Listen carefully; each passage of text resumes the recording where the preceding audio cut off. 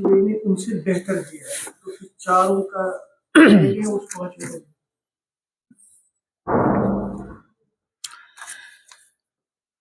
देखिए यहाँ पर एक सवाल आया है, माशाल्लाह सवालात तो बहुत इकट्ठे हो गए, लेकिन हम माजरत करेंगे भाई खवातीन से भी और हाजरीन दीगर हाजरीन से भी। आइंदा हफ्ते इंशाल्लाह इन सवालात का जवाब देंगे बेइज़्निल्लाह। हमारे यहाँ सनाबिल में एक प्रोग्राम है अभी तलबा का, तो वहाँ साथीज़ा को बुलाया गया है, तो हमें भी बुलाया गया है वहाँ, तो वहीं इंशाल्लाह अभी जाएंगे। इन सवालात को इंशाल्लाह आइंदा हफ्ते सबको एक सवाल का जवाब देते हैं जो इन्होंने किया है। तो ये सवाल ये है कि क्या सवाल किया आपने? अगर अगर किसी मसले में 4 आइमा का फतवा है, मगर 5वें ने किसी और आइमा ने इनसे बेहतर। अच्छा। देखिए एक बात यहाँ आई थी कि 4 इमामों की और 4 मजहब फिqही मजहबों की बात आई थी, तो हमने शुरू में बतला दिया था कि चारों फिqही मजहब इब्तिदाई तौर पर ये मजहब बिदअत नहीं है, ये बात जान लीजिए आप। नाजायज मजहब नहीं है, ना बिदअत है, बल्कि ये अहले सुन्नत वल जमाअत के ही मकतबे फिक्र हैं और सलफ के उलमा के ही मकतबे फिक्र हैं। ठीक, अब चूंकि जाहिर है कि दीन को समझने में और उसकी तफसीर करने में इख्तिलाफ जो हुआ है वो इख्तिलाफ या तो समझ का इख्तिलाफ है या नुसूस और अहादीस वगैरह के पहुंचने और ना पहुंचने का इख्तिलाफ है, या ज़ईफ मानने और ना, बहुत से असबाब हैं इसके। तो अब उमूमी तौर पे तो 4 मज़ाहिब मशहूर हैं, तो ऐसा नहीं है कि सिर्फ मजहब 4 हैं फ़िक़्ह के, बल्कि और भी मज़ाहिब हैं उलमा के, जैसे ज़ाहिरी मजहब भी है ज़ाहिरिया का, उनके अलावा भी इन्हीं उलमाए सलफ के ज़माने में इमाम अबू हनीफा, इमाम शाफी, इमाम मालिक और इमाम अहमद के ज़माने में और इनके पहले और इनके बाद इन ज़मानों में दीगर और भी अइम्मा थे, अइम्मे हदीस भी थे, मुहद्दिसीन, और बहुत से फ़ुक़हा थे। वो फ़ुक़हा इमाम मकहूल हैं, इमाम औज़ाई हैं, इमाम सुफ़यान सौरी हैं और इब्न उयैना हैं वगैरह वगैरह, बहुत सारे उलमा हैं, फ़ुक़हा हैं जो उस ज़माने में मुहद्दिस भी थे, फ़क़ीह भी थे, उलमा थे, तो उनके भी बहुत सारे अक़वाल फ़िक़्ह के तौर पे और तफ़क्कुह के बाब से फ़तवे के तौर पे किताबों में मिलते हैं और मौजूदा उलमा ने पुराने वक्तों की किताबों में महफूज किया है। तो अब क्या होता है, ये अक़वाल हमें कहाँ मिलेंगे? आम तौर पे अगर आप किताब पढ़ेंगे, किसी मसले में शरह पढ़ें हदीस की, तो फ़तुल बारी में मिल जाएंगे आपको, और नववी की शरह मिल जाएंगे, और दीगर जो तोहफ़तुल अहवज़ी में मिल जाएंगे, और दीगर जो शुरुआत हैं, ऐसे ही इमाम शौकानी की किताबें नैलुल औतार वहाँ मिल जाएंगे, ये इब्तिदाई किताबों में। वरना उमूमी तौर पे आप जो मुस्नद किताबें हैं और जो आसार की किताबें हैं वहाँ ज़रूर पाएंगे, मुसन्नफ़ के मुसन्नफ़ात में पाएंगे और दीगर किताबों में पाएंगे। तो ये अक़वाल मिलते हैं उलमा के फतावे, बल्कि सहाबा के, ताबईन के, तबा ताबईन सबके फतावे मिलते हैं। मुसन्नफ़ात में तो आप जो है सहाबा के, ताबईन के, तबा ताबईन के अक़वाल और फतावे पाएंगे। तो होता क्या है कि उमूमी तौर पे ये 4 मजहब ज्यादा बड़ी तादाद में फैले, तो ये 4 मजहब मशहूर हो गए।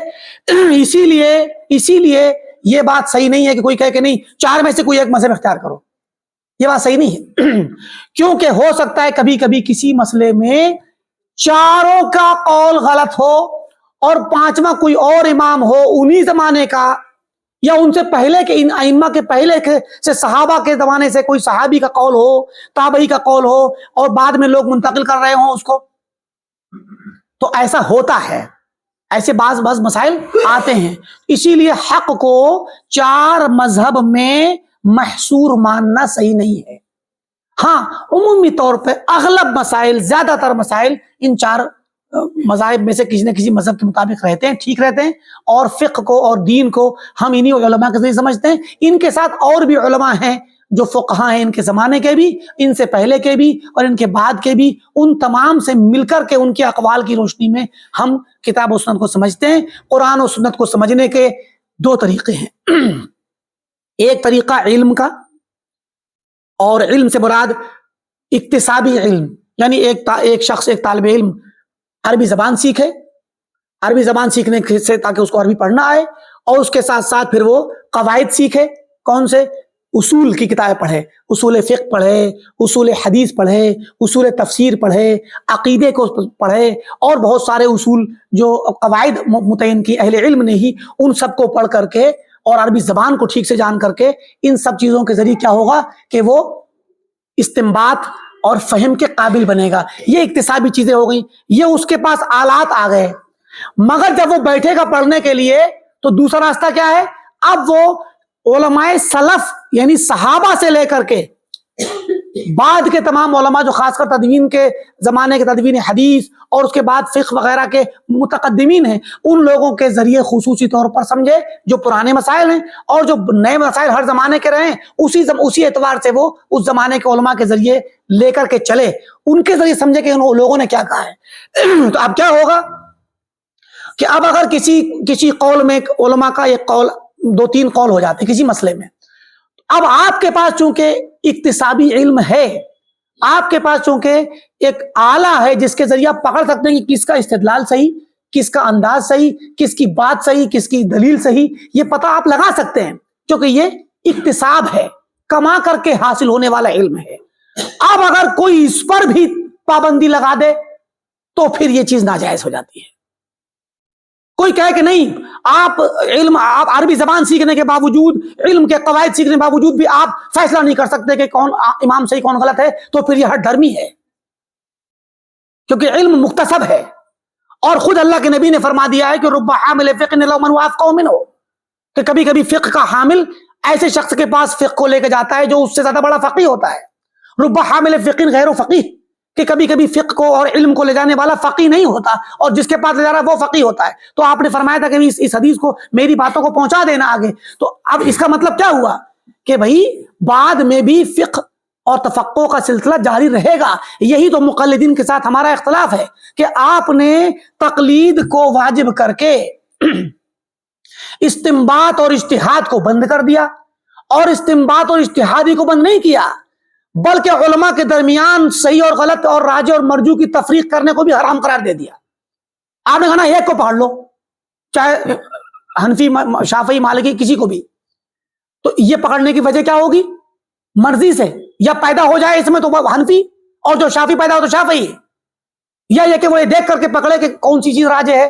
تو اب مکمل راجح تو کوئی بھی نہیں ہے, تو کسی نہ کسی طرح فیصلہ تو کرنا پڑے گا نا. تو کیسے فیصلہ کرے گا؟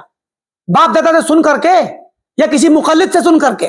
بھائی وہ خود علم سیکھے گا اور خود آلات استعمال کرے گا, علم کے آلات کو استعمال کرے گا, طریقے استعمال, انہی اہل علم کے طریقوں سے پتہ لگا لے گا کہ کون سی بات صحیح ہے, کون سی بات غلط ہے. تو جب یہ کریں گے تو پھر کوئی مذہب بھی اس قابل نہیں ہے چاروں میں سے کہ پورے طور پر اسی کو لیا جائے. چاروں میں سے کوئی بھی اس قابل نہیں کہ پورے طور پر اسی کو لیا جائے, بلکہ قابل وہ ہے جو کتاب اللہ و سنت رسول اللہ کے مطابق ہے. اب یہاں ہمیں کتاب اللہ و سنت رسول اللہ کہہ کر کے ان مذاہب سے اور علماء سے الگ نہیں ہونا ہے. یہاں فرق سمجھیے گا کہ کوئی کہے نا ہمیں مذہب نہیں پکڑنا ہے ابو حنیفہ یا شافعی مالکی کا, بلکہ ہمیں قرآن و حدیث سمجھنا ہے. یہ قرآن و حدیث ہمارا مذہب ضرور ہے, مگر ہم علماء کے ذریعے سمجھتے ہیں, تو یہی تو سلف کا منہج ہے. سلف کے ذریعے ہی سمجھتے ہیں تاکہ ہم جو قرآن کو سمجھ رہے ہیں وہ علماء ہی کے ذریعے سمجھتے ہوئے آئیں, اور جس کا قول کتاب و سنت مطابق ہوگا اس کو لے لیں. یہاں پر جو مذاہب فقہیہ کے لوگوں نے اور مقلدین نے جو پابندی لگائی ہے, اور انہوں نے ایسا مظاہرہ کیا ہے کہ جیسے کہ 4 بڑے اماموں کے بعد اب قیامت تک کوئی فقیہ اور مجتہد آ ہی نہیں سکتا, یہ مظاہرہ کیا ہے, یہ پیش کرنے کی کوشش کی. اب اجتہاد کا دروازہ بند ہو گیا اور اب تو کوئی اتنا بڑا فقیہ پیدا ہو ہی نہیں سکتا. یہ اس کا جواب یہ ہے کہ اجتہاد تک پہنچنا اور قابل اجتہاد ہو کر کے اجتہاد کرنا, عالم بننا, یہ اکتسابی چیز ہے. یعنی کما کر کے آدمی محنت کر کے حاصل کر سکتا ہے. جیسے کہ آج کے زمانے میں ڈاکٹر بن جاتے ہیں, انجینئر بن جاتے ہیں, اور الگ الگ چیزوں کے ماہر بن جاتے ہیں. تو علم ہے, یہ علم کو سیکھا جا سکتا ہے. تو تعجب اس بات پر ہے کہ علم جو کہ سیکھا جا سکتا ہے اس میں تو آپ کہہ رہے ہیں کہ صرف 4 ہی لوگ بڑے بڑے عالم بنے, امام بنے, اور کوئی بنے ان کے درجے کا کوئی ہوا ہی نہیں. اور جبکہ وہ راستہ ایسا ہے کہ کوئی بھی سیکھے قیامت تک بڑا عالم بن سکتا ہے. اور ہم دیکھتے ہیں کہ نبوت جو ہے, نبی بنانا, نبوت کو آپ کوئی آدمی حاصل نہیں کر سکتا.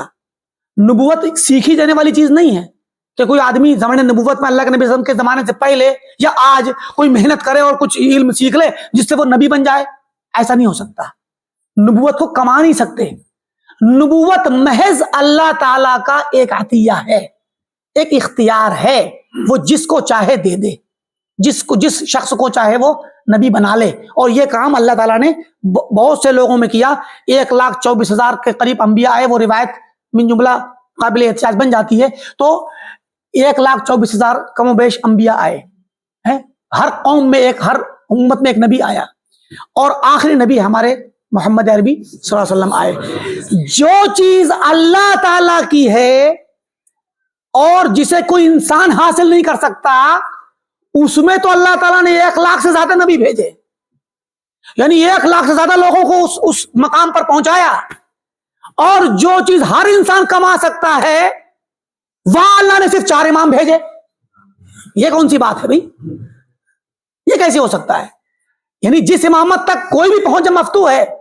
کیا ڈاکٹر بننے کا کام صرف بقرات نے کیا تھا خالی ہے؟ اگر وہی اکیلا ڈاکٹر ہوتا یا ابن سینا ڈاکٹر ہوتا تو بعد کے لوگ تو ڈاکٹر بنتے ہی نہیں. تو یہی بات ہو گئی. حالانکہ ان کی تحقیقات بہت بڑی، آج بھی بہت بڑے بڑے سائنٹسٹ ہیں، بڑے بڑے سائنٹسٹ جنہوں نے بڑی بڑی تھیوریاں دی. تو کیا ان کے پاس سائنس بند ہو گئی؟ ارے بھائی، علم ایسا ہوتا ہے کہ علم کے اصول ہوتے ہیں، قواعد ہوتے ہیں، ضابطے ہوتے ہیں، اور ان کے وسائل ہوتے ہیں، ذرائع ہوتے ہیں. ان ذرائع کے ذریعے انسان علم سیکھے اور پہلے سے موجود علم کو حاصل کر لے، اور جب اس کے پاس ذرائع آ جائیں گے تو پھر وہ اجتہاد کرنے کے لائق خود بہت بن جائے گا. تو اجتہاد کا دروازہ بند کرنا اور یہ کہنا کہ ان 4 اماموں کے علاوہ کوئی دوسرا امام دنیا میں پیدا ہی نہیں ہوا، یہ بات غلط ہے اور دن کے اجالے میں آنکھوں میں دھول جھونکنے کے مترادف ہے. اللہ تعالی ہمیں اس ہر دھرمی سے بچائے. یہ جو سوال آئے ہیں انشاءاللہ ان کا جواب آئندہ ہفتے دیا جائے گا باذن اللہ.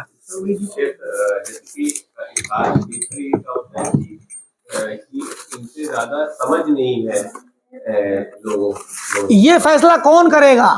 ایک منٹ بس سمجھ گئے، سوال سمجھ میں آ گیا. ان کے علاوہ کسی کو سمجھ نہیں ہے. تو یہ امام ابو حنیفہ ہے، یہ دوسرا انسان ہے. تو امام ابو حنیفہ سے زیادہ سمجھ ان میں نہیں ہے. یہ فیصلہ کون کر رہا ہے؟ مخالف کر رہا ہے، جس کے پاس علم نہیں ہے. جاہل انسان کرے گا فیصلہ. ڈاکٹر صاحب کے پروگرام کے علاوہ اچھا، تمام حضرات کے لیے اور خاص کر خواتین کے لیے اعلان ہے کہ کل اتوار میں اسی وقت مغرب کے بعد ہمارے یہاں صحیح مسلم کا درس ہوتا ہے. ڈاکٹر خلیل الرحمان مدنی حفظ اللہ درس دیتے ہیں، اور بڑا اچھا پیارا درس ہے وہ. اس میں تمام حضرات شریک ہوں اور خواتین بھی شریک ہوں اور دوسروں کو بھی لائیں. انشاءاللہ اجر اللہ تعالیٰ اس سب کا اجر نصیب فرمائے اور اس درس کو بھی آپ لوگ آباد کریں. ٹھیک ہے، اسی پہ اکتفا کرتے ہیں. صلی اللہ علیہ نبینا محمد وعلی آلہ وصحبہ اجمعین وسلم تسلیما.